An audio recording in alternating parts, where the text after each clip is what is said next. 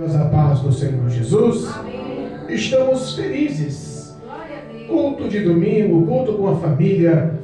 Hoje está mais quente do que ontem, né? Ontem estava um frio extremo. E Deus é bom. Em tudo glorificamos o nome do Senhor. Em tudo seja louvado o nome santo do Senhor. É verdade. Como hoje não é só um culto de domingo, mas sim um culto também em comemoração ao Dia dos Pais, né? Glória a Deus. Domingo, Dia dos Pais. É. Eu queria falar um pouquinho do nosso Pai Celestial. Oh, glória. Queria falar um pouquinho do amor. É. Queria falar um pouquinho. E é difícil falar do amor de Deus. Por mais que para muitos pareça fácil, não é. Não dá para explicar um amor tão grande. É verdade, meu Deus. Não dá para explicar tanta dedicação. Não dá para explicar. Não dá para comparar. Não, é difícil. Mas eu peço a graça do Espírito Santo de Deus e peço que Ele faça a vontade de revelar-nos o teu querer. Amém? Amém. Livro de João, capítulo 3. No Novo Testamento, livro de João, capítulo 3. Eu quero enfatizar o versículo do 14 ao 18. Amém? Amém. Somente 5 versículos para a glória de Deus. João? Vamos tentar. João capítulo 3, versículo 14 ao 18. Vamos tentar dar uma pinceladinha em algumas partes, mas peço que a graça do Senhor Jesus possa nos conduzir em nome de Jesus. Aos que nos acompanham através do YouTube, do Facebook, em nome de Cristo Jesus, abra o seu exemplar bíblico. Se possível, desprenda-se dos seus afazeres. Se possível, em nome de Jesus, concentre-se. Cristo quer falar com você. O Espírito Santo quer liberdade para falar com você. É o Senhor, nessa hora, que te chama, quer a tua atenção. Amém? Aleluia. João capítulo 3, versículo 14 em diante, diz assim: E como Moisés levantou a serpente no deserto, assim importa que o Filho do Homem seja levantado, para todo aquele que nele crê não pereça, mas tenha vida eterna. Porque Deus amou o mundo de tal maneira que deu o seu Filho unigênito, para que todo aquele que nele crê não pereça, mas tenha a vida eterna. Porque Deus enviou o seu Filho ao mundo, não para que o condenasse o mundo, mas para que o mundo fosse salvo por ele. Quem crer nele não é condenado, mas quem não crê já está condenado, porquanto não creu no nome do unigênito Filho de Deus. Amém? Amém. Louvado seja É Deus. forte, Jesus. Irmãos, nós temos um tópico expressivo aqui, que eu acho que resume o Novo Testamento. Resume todos os 27 livros do Novo Testamento. Meu Deus. A expressão do amor de Deus, na realidade, resume todos os 66 livros da Bíblia. Eita, papai. Todos os 3.155 versículos da Bíblia. A expressão do que lemos hoje aqui mostra a grandiosidade de um pai que ama filhos, que ama seus filhos. A Bíblia fala que Deus é todo poderoso. A Bíblia fala que Ele é o Criador dos céus. A Bíblia fala que tudo que há no universo foram feito por suas mãos. Todos os bilhões ou trilhões de galáxias e estrelas, planetoides, meteoros, constelações, tudo que foi, que é visto, que é enxergado, que é conhecido pelo homem, foi feito por Deus. É tão grande, tão poderosa a história que a Bíblia fala que Deus conhece cada estrela pelo seu nome. A Bíblia fala que a terra foi feita pela sua vontade. Glória a Deus. O haja de Deus, a expressão de falar, do querer, a vontade de Deus, formou tudo que nós possamos entender sobre o que é planeta Terra. Glória a Deus. E no meio de todas essas grandiosas criações, fauna, flora, terra, animais, árvores, peixes, aves, clima, separação de águas e tudo que foi feito em toda a estrutura que possamos entender, do macro ao micro-universo, Ele fez o homem como sua melhor obra. Ele fez o homem como a sua principal obra. É verdade. Ele fez o homem não só como criação, mas ele fez o homem como semelhança de si próprio. Glória a Deus. A formação do homem não foi só pela fala, foi pelas mãos. Ele decidiu modelar o homem do Glória pó. a Deus. Oh, Deus. Eu imagino quanta dedicação foi imposta nisso. É verdade. Quantos detalhes na formação daquele barro. No jardim do Éden, tudo foi preparado para o lar. Tudo foi preparado para a estrutura do homem, para a sobrevivência do homem. E não uma sobrevivência com escassez, não uma sobrevivência com dificuldades, não uma sobrevivência com medo, mas uma sobrevivência com abundância, com paz, com alegria, com gozo. Deus montou uma formação ali, aquela formação mostrou-se que era muito além do que pensamos, era muito além do que imaginamos. Glória a Deus. Mas a Bíblia fala que também lá no jardim do Éden, o homem acaba pecando, desobedecendo. A criação perdeu a aliança com o Criador. Olha aí. A criação perdeu o rumo, distanciou-se, começou a vagar errantemente pelo mundo. Meu Deus. Vulnerável, ele começa a andar por seus caminhos. E o pecado começa a dominar a história da humanidade. Meu Deus. O pecado se alastra de tal jeito que, lá em Gênesis capítulo 6, ele relata numa conversa Noé que se arrependeu de ter feito o homem. Eita, Jesus. Glória a Deus. Mas no meio de tanta dedicação e ao mesmo tempo tanta dor pela separação do homem e Deus pelo pecado, ele também faz uma promessa no jardim do Éden. Que viria que esmagaria a cabeça da serpente, que induziu e manipulou o homem a se separar de Deus pelo pecado. Tinha que haver ali um preço a ser pago, tinha que haver ali um sacrifício a ser exposto para que o homem voltasse a ser chamado filho de Deus, para que o homem voltasse a se relacionar com Deus com intimidade. Para que o homem tivesse verdadeiramente aliança e relacionamento com Deus, conserto com o Senhor. Aquela vida plena, aquela vida de gozo, aquela vida de paz, o homem perdeu, mas Cristo Jesus Aleluia. veio ao mundo como aliança viva. Oh, glória. Glória a Deus. Nós lemos aqui 5 versículos do capítulo 3 do livro de João, mas o contexto dessa conversa era do próprio Jesus Cristo falando com um sacerdote, com um doutor da lei, com o príncipe entre os judeus. Aleluia. Por nome Nicodemos. Olha só, Jesus ele foi negado por muitas fases. É verdade. Jesus foi negado e não foi compreendido por muitos setores. Meu Deus. Jesus, ele padeceu e sofreu, mas ele tinha um propósito naquele sofrimento, ele tinha um propósito naquela dor, ele tinha um propósito naquele ministério, ele tinha um propósito de obediência. Não era em vão o sofrimento e todo o relacionamento que ele teve com o homem para mostrar, para abrir a visão, o entendimento, tinha que ser expresso através do seu ministério. Deus fiel. Essa conversa foi tida com um homem que já entendia as leis mosaicas, que já ensinava, que era tido como um doutor, não só um doutor, mas como um dos principais entre os judeus.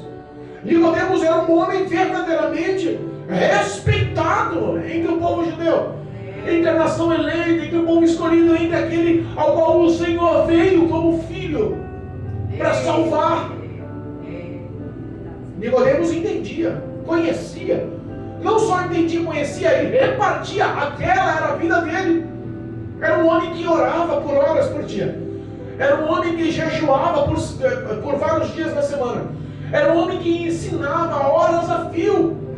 Era um homem que levava nos tabernáculos, nas sinagogas, nas igrejas, o poder vivo da palavra, e as pessoas acreditavam, as pessoas criam, as pessoas obedeciam. Gerava temor e fé no coração dos que ouviam. Aleluia. Mas em tudo aquilo, aquele homem não conhecia o propósito do Salvador. E não é diferente dos dias de hoje. É verdade. Nós estamos falando de uma pessoa que já era religiosa, que já era letrada, que estava aguardando o Salvador, estava aguardando o Cristo, o Messias, o Filho de Deus. Eles esperavam em suas mentes uma formação de liderança como o Filho de Deus vindo sobre a face da terra, mas para guerrear, para confrontar, para puxar a espada, para liderar exércitos, para jogar por terra opressões, impérios, para jogar por terra homens ímpios. E de repente, Deus envia um que é a representação do amor, Aleluia. a representação da paz, a representação da humildade. Olha aí. Cristo, ele foi a representação dos sentimentos e do coração de Deus para a humanidade. Aleluia. Dura coisa é um pai perder a oportunidade de fazer o bem. Dura coisa é o pai, por qualquer objeção, por qualquer situação, perder a oportunidade de proteger o seu filho, de abençoar o seu filho, de se relacionar com o seu filho, de conquistar o seu filho, de viver com o seu filho. E duras coisas acontecem também no mundo espiritual, e fez a separação pelo pecado, e toda essa amargura que veio sobre o coração de Deus pelo pecado na vida do homem, teve que ser quebrado através de Cristo Jesus. Aleluia, meu Deus. Nicodemos, que era um homem religioso, respeitava e ensinava a lei da Torá, não entendeu isso. Eita, Jesus. Ele tinha medo de se expressar, tinha medo de ser visto pelo Sinédrio, tinha medo de ser visto pelos doutores da lei, tinha medo de ser visto pelos religiosos, ele tinha medo de se expressar perante todos os povos, e ele marcou um encontro com o Senhor Jesus às escondidas, Meu Deus. na noite, no local só, não queria ser visto. Meu Deus. Pessoas que acreditam em Deus, pessoas que creem em Deus, pessoas que dizem que creem em Cristo Jesus, mas tem vergonha do relacionamento que pode ter com Ele. Meu Deus. Quer viver uma vida oculta, às escuras. Meu Deus. É verdade. Quer viver uma vida escondida. No meio dos amigos tem uma personalidade, no meio do trabalho tem outra personalidade, dentro da sua casa tem outra personalidade, e começa a transvertir-se de vários tipos de caráter, de vários tipos de situações, de semblantes, porque muitas das vezes tem medo de expressar o que está no coração. E a Bíblia nos ensina que as obras boas são vindas da luz, são aprovadas por Deus, a origem é dos céus, É verdade. que não tem como se envergonhar. Esta é a manifestação do Cristo, a representação das boas obras. É verdade. Mas isso pode constranger. Nicodemos tinha medo desse constrangimento. Meu Deus. Ele não queria ser julgado como mais um seguidor de Jesus do vilarejo de Nazaré. Olha aí. Ele começa a falar: bom mestre, Rabi, vem cá, eu sei que o homem que pratica os seus sinais, que realiza as suas obras, que faz o que você faz, só pode ter vindo de Deus. Aleluia. Glória a Deus. O reconhecimento do homem para com Deus é grande. O homem foi nascido, criado, feito por Deus para adorar. Aleluia. E o propósito da adoração é que o homem escolhesse como Rei e Senhor da sua vida o próprio Senhor, Deus Todo-Poderoso. Glória a Deus. Mas o homem decidiu andar nas trevas porque as suas obras eram más. O pecado que tinha gerado no coração Olha aí. todo tipo de vergonha e separação, e não conseguia mais encarar o Senhor com a santidade do que Ele exigia e do que Ele exige. É verdade. Jesus olha para ele e fala: Nicodemos, em verdade eu vos digo que vos necessário é nascer de novo. Deus. Glória Aquele que não nascer de novo não pode nem ver o reino de Deus. É, Eu fico imaginando, o tópico da leitura foi só no 14, nós vamos chegar lá. Mas eu fico imaginando a decepção de Jesus em doar-se tanto por pessoas que não o esperavam, que o negaram. Esperar tanto por pessoas que não o receberam. E além de não o receberam, começaram a perseguir. Ele sabe que todo o propósito que ele tinha de passar sobre a face da terra foi escrito e prescrito antes da fundação do mundo. Verdade. E na teoria conhecer é fácil, mas a prática nos causa dor. Eita Deus, é desse jeito. Nicodemos não entende e fala: bem, que história é essa? Nascer de novo. Por acaso o homem velho pode entrar novamente no útero da sua mãe e nascer novamente? Glória a Deus. Ele expressa: Nicodemos, em verdade eu vos digo que necessário vos é nascer da água e do Espírito. Se não for assim, o homem não entra no reino de Deus. Aleluia, meu Deus. Eita Deus fiel. Nicodemos não entendia, como muitos não entendem. É verdade. Ele fala: Nicodemos, você ouve o vento, sabe que o vento existe, mas você não tem o comando e não entende de onde vem nem para onde vai o vento. Assim é aqueles que são nascidos em Deus. Assim é aqueles que são filhos de Deus. Aleluia. Eles não precisam mais da satisfação da sua vida religiosa, da tua história social, das suas condutas, porque a nossa história começa a ter a presença do Espírito Santo que nos lapida a andar num perfil de obediência por amor às Escrituras. Obrigado. Tudo que Cristo falava, ele não entendia. Ele falou assim: olha só, você me decepciona, sendo você um mestre das leis, um doutor das leis, e não me entende quando eu falo das coisas terrenas. Como vai entender se eu te falar das coisas espirituais? Eita Jesus, é forte. Ele começa a expressar o presságio de tudo que lemos foi para que possamos entender o que lemos na leitura oficial.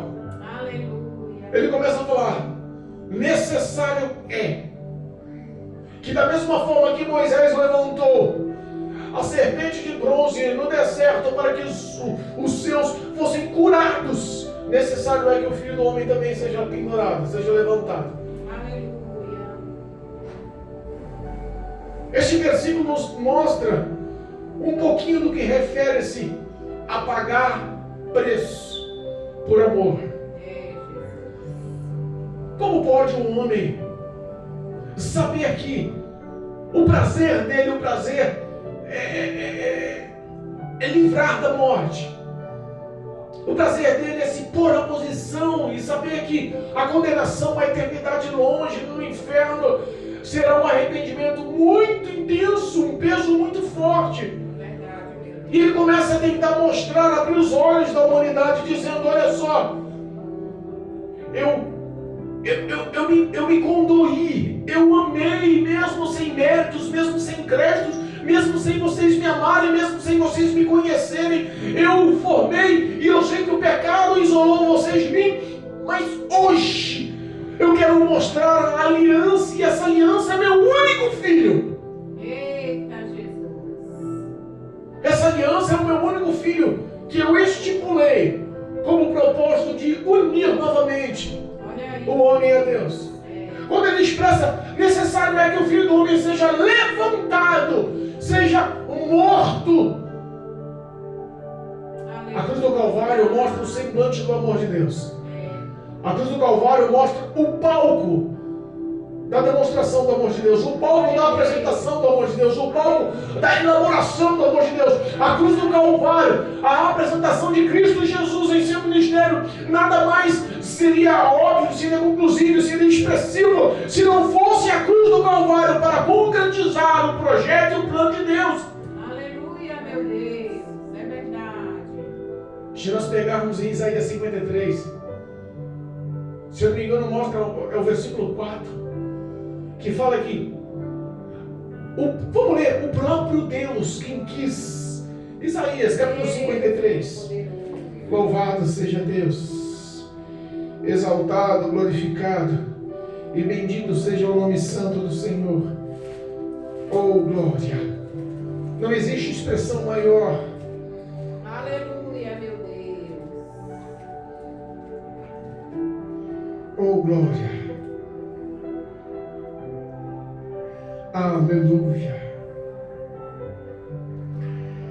Versículo, Isaías capítulo 53. Versículo de número 4 diz assim: verdadeiramente Ele tomou sobre si as nossas enfermidades e as nossas dores levou sobre si, e nós o reputamos por aflitos de Deus e oprimidos. Nós não reconhecemos a ação dele, nós não entendemos a ação dele. A humanidade, além de não entender, julgou. Lembra a história de Jó? Os amigos olharam para ele e falaram assim: Jó, fala a verdade, você está sofrendo porque você está pecando, você está sofrendo porque você está em erro.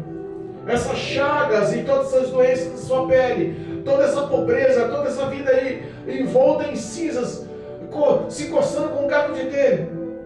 Já perdeu dente, já perdeu unha. A sua história é uma história de lamúria, de angústia, de dor. Você está à beira da morte.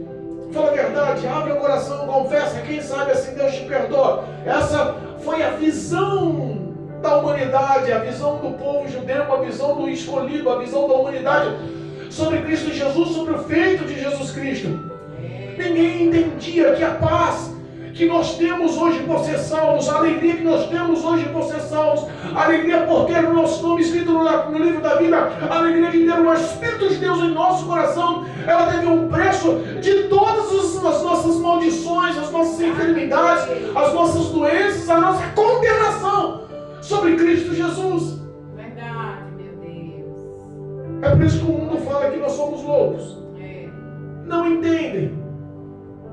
E aquele que luta contra ainda julga que isso tudo foi uma ação pelo pecado e o erro. Meu Deus. É o próprio Deus. Oh, glória. Aleluia a Deus. É o próprio Deus que decidiu moê-lo. É o próprio Deus que decidiu apertá-lo. O versículo 10 do capítulo 53 diz assim, ó: todavia ao Senhor, Deus Todo-Poderoso, ao Pai, agradou o moê-lo, fazendo-o enfermar, quando a sua alma puser por expiação do pecado. Verá a sua posteridade, prolongarás o dia, e o bom prazer do Senhor prosperarás a sua mão. É Deus que decidiu moer. Eu imagino o Senhor Deus dos céus olhando como o Pai o seu Filho na cruz do Calvário. Papai. E como você pode imaginar um Deus Todo-Poderoso agradando em maltratar, agradando em fazer sofrer, agradando em ver o sangue correr, agradando naqueles pregos perfurando a mão, agradando naquela coroa de espinho, agradando em cada chicotada, agradando nos pregos perfurando os pés, agradando na asfixia na cruz do Calvário, na humilhação sobre as placas escritas Rei de Judeus, agradando em cada cusparada, em cada tópico, em cada tapa no rosto, em cada humilhação, em cada subjugação, em cada renúncia, em cada humilhação, em cada dor que o seu filho passava. Como podemos entender que o próprio Deus agradava em moê-lo? Porque ele sabia que tudo aquilo que o seu filho estava passando estava acarretando uma visão futura de salvação para a minha vida, estava acarretando uma visão futura de salvação para a tua vida, de perdão de pecado, de transformações, de almas sendo salvas através do seu sacrifício. Ele decidiu pagar o preço na cruz do Calvário. Verdade, meu Pai. O jugo estava sobre um, mas ele sabia que aquele jugo de um traria paz a muitos. Foi lido aqui hoje na leitura oficial. Verdade, meu Deus. Lá em Mateus capítulo 11. Isso. Fala assim: Senhor Deus, Pai, eu te agradeço, porque não revelaste essas coisas aos grandes, aos sábios, aos entendidos, mas revelaste essas coisas aos pequenininhos. Oh, aleluia. Talvez Nicodemos foi um dos aqueles que foi os sábios, os entendidos, que não conseguiam entender. Talvez mostra por isso que o Marcelo está sentado hoje aqui, porque é um dos pequenininhos que está sendo escolhidos e revelados. É ele que decidiu, é o próprio Jesus que decidiu se revelar e mostrar a grandeza da salvação para o Marcelo, para a diaconisa Teresa, para a minha esposa Mary, para nossas vidas. Glória a Deus. Aos olhos do mundo nós somos pequenos, não temos nenhuma influência, nenhum tipo de atração, nenhum tipo de desejo a seguir-nos. Verdade. E Deus decide, por amor, escolher as nossas vidas. Por amor, Ele decide apontar o fraco, o doente, o caído, o necessitado, o pecador, o que está perdido, o que está andando em trevas. Ele decide esticar as mãos, decide socorrer. Ele decide mostrar a luz da palavra. Ele decide lapidar o homem, libertar, transformar o caráter, mostrar uma nova conduta. Ele que decide modelar a vida do homem para lhe dar paz, gozo, alegria e, acima de tudo, o conserto, a aliança, a unificação do homem a Deus através do seu sofrimento, da sua morte na cruz do Calvário. Oh, aleluia! Meu Deus! Sabe aquele pai que se vê o seu filho sofrendo fala, não bate nele não. Não vai humilhar meu filho não. Quer falar alguma coisa? Fala para mim.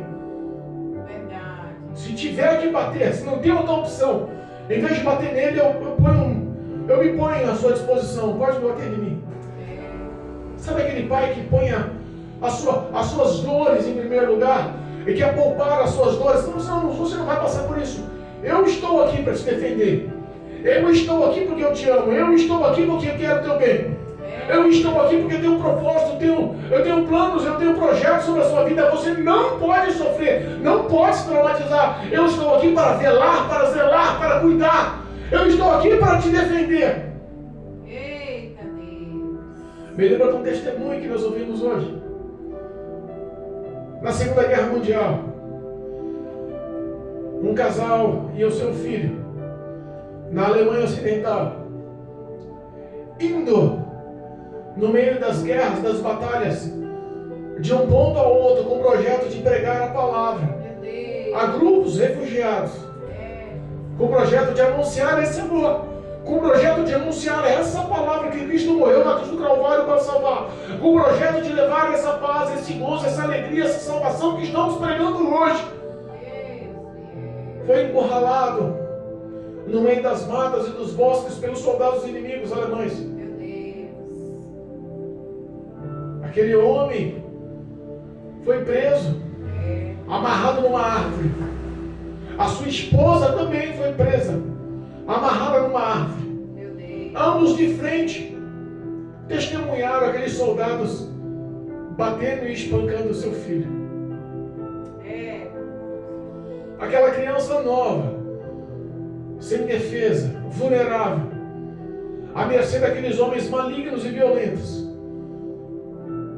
Eu imagino que cada tapa que aquela criança tomou, o pai sentiu amarrado na árvore muito mais do que a criança. Meu Deus. Cada murro, cada espancamento, cada violência empreendida sobre aquela criança deve ter afetado o coração dos pais a ponto de sangrar. A criança começava a gritar: pai, socorre-me. Pai, me ajuda. Meu Deus. Pai, me socorre, me ajuda. E eles espancando. E revezavam os soldados em bater e espancar aquela criança. E o espancamento perdurou, mas por pouco tempo. A criança vulnerável começa a perder a voz. O choro começa a sumir. As forças começam a se desvair. O pai assiste a cada dor, a cada espancamento, a cada grito, a cada lágrima, a cada súplica de socorro. E quando a criança morre, desfalece, espancada até a morte, aquele pai é revelado pelo próprio Espírito de Deus. Agora você entende como eu me senti ao ver o meu filho, Cristo Jesus, na cruz do Calvário. Meu Deus. Agora você consegue entender o sentimento de dor que eu senti em ver o meu filho na cruz do Calvário. Olha aí.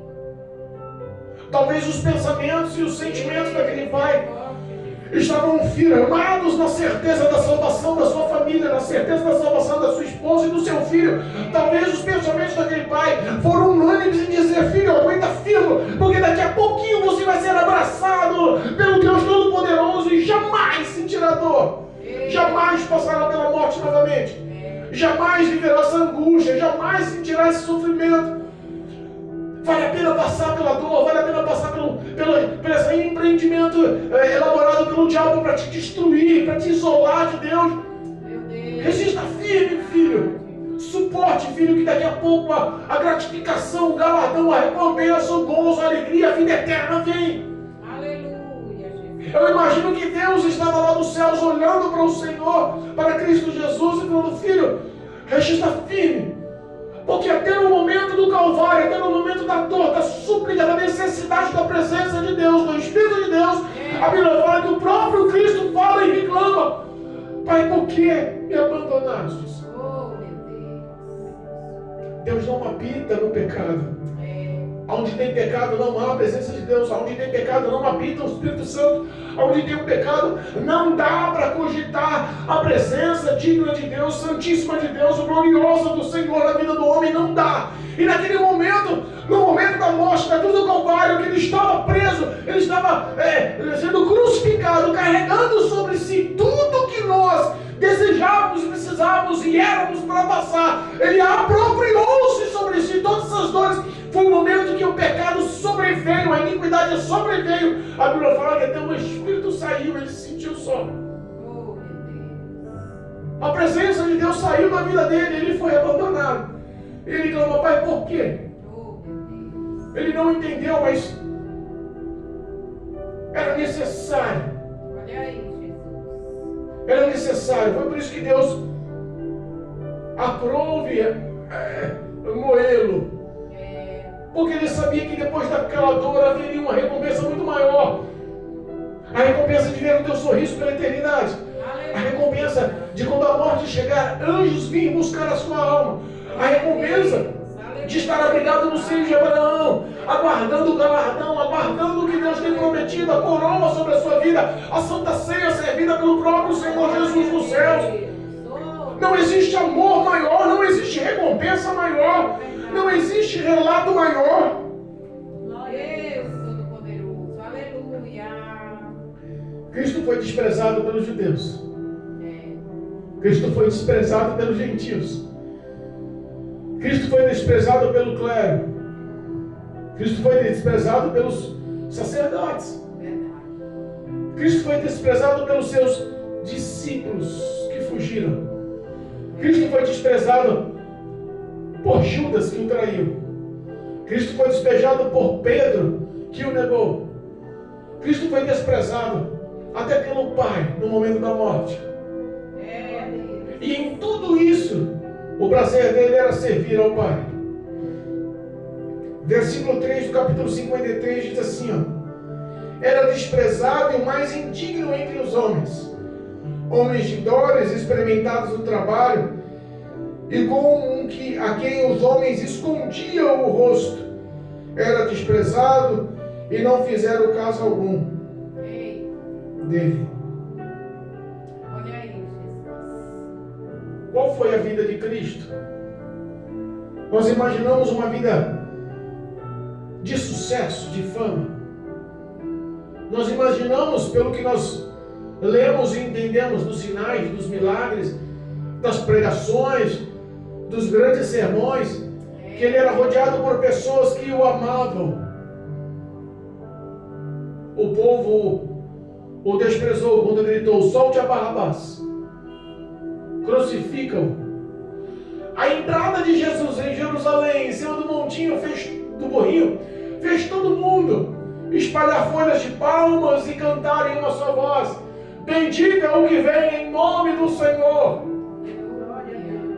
Mas quando ele saiu, porque foi crucificado depois, fora dos muros de Jerusalém, quando ele estava carregando a cruz do Calvário, com a coroa de espinho, caindo e debruçando, estourando, se rompendo, se rasgando e se doendo, ao sair de Jerusalém, o mesmo povo que o gritou e o aclamou, estava naquele momento gritando: crucificam.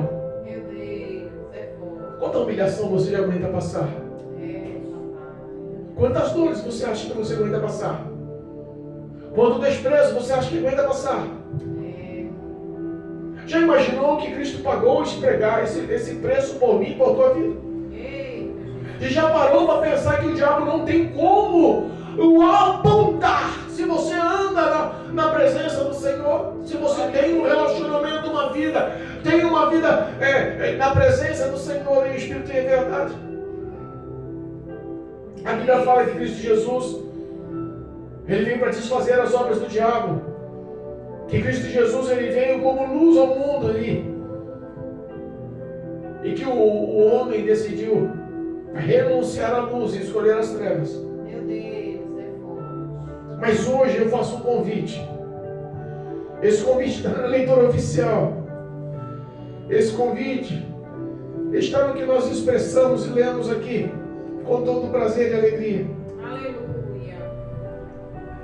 Capítulo 3 de João, versículo 15, diz assim, ó: para todo aquele que nele crer e não pereça, mas tenha vida eterna.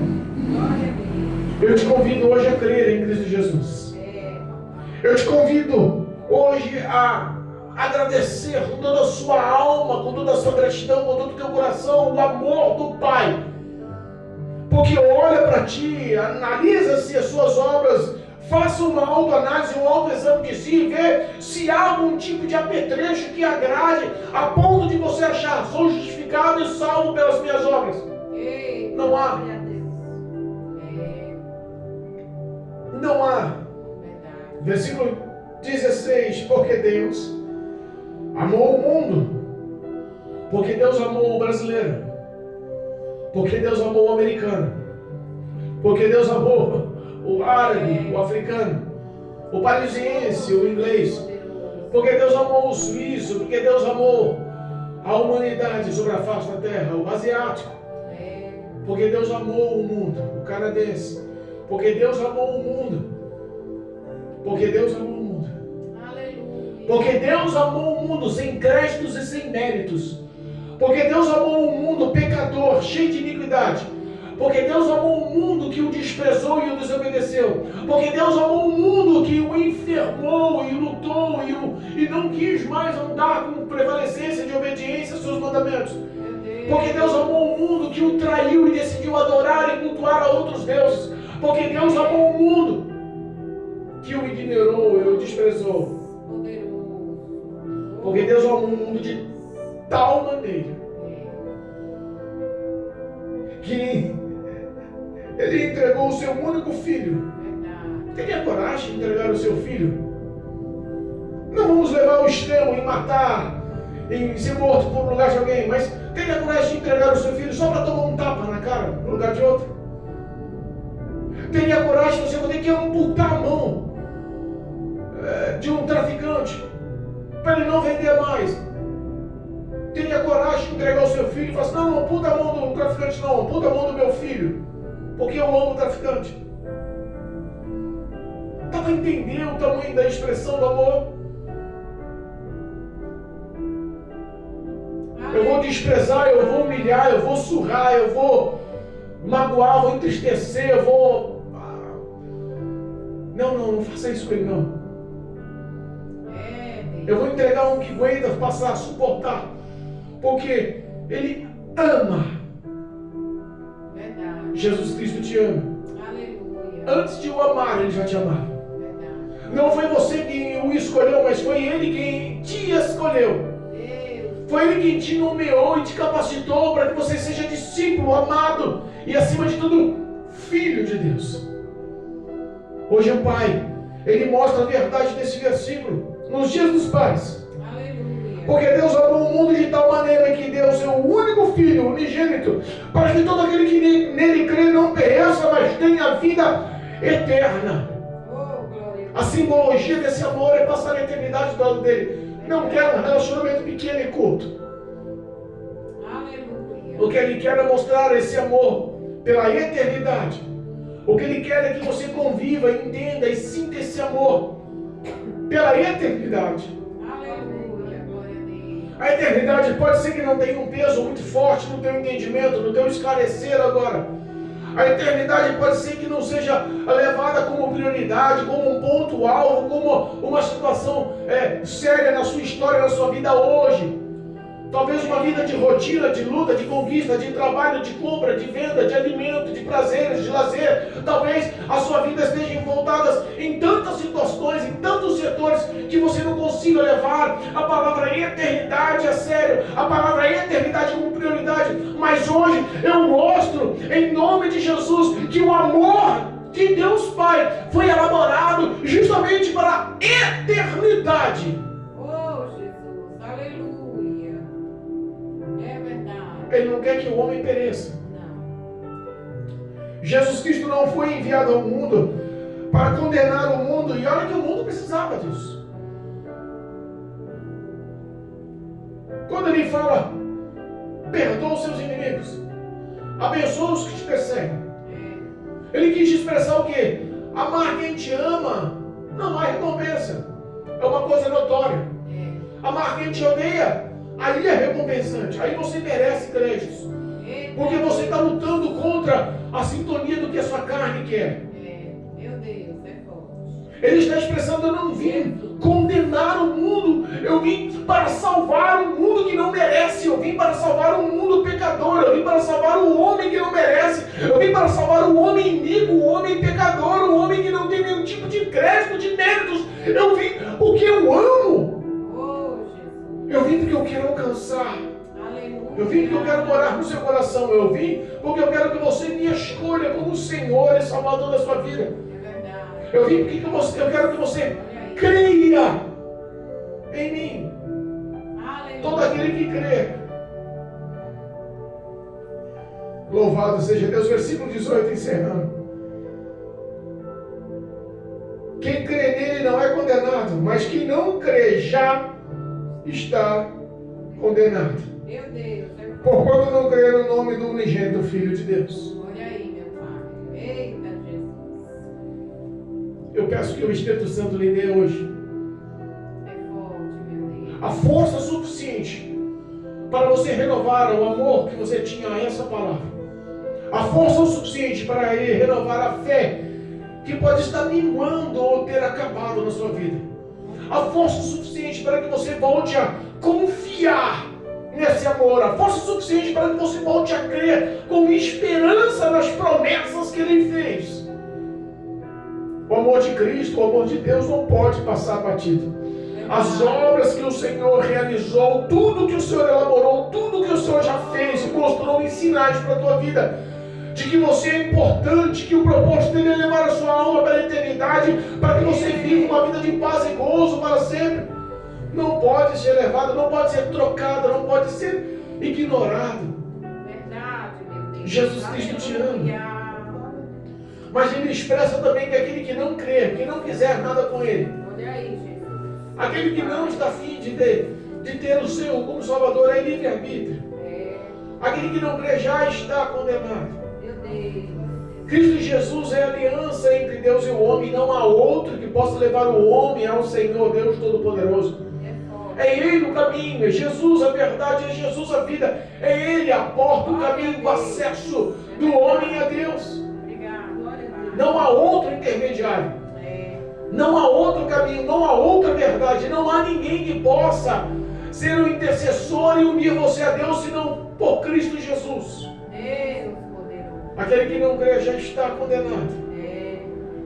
Mas eu peço em nome de Jesus, que a luz do Evangelho entre no teu coração. Aleluia. E que as tuas palavras, em nome de Jesus, possam ser palavras de renovo e aceitação ao Cristo Senhor. Glória a Deus. Ele te aguarda. E que o nome do Senhor Jesus possa entrar na sua história e mudar a sua vida. Essa palavra possa gerar novamente a confiança que você precisa para reformular a aliança que você perdeu. Em nome de Jesus. Glória a Deus. Em nome de Cristo Jesus. Amém? Amém. Louvado seja Deus.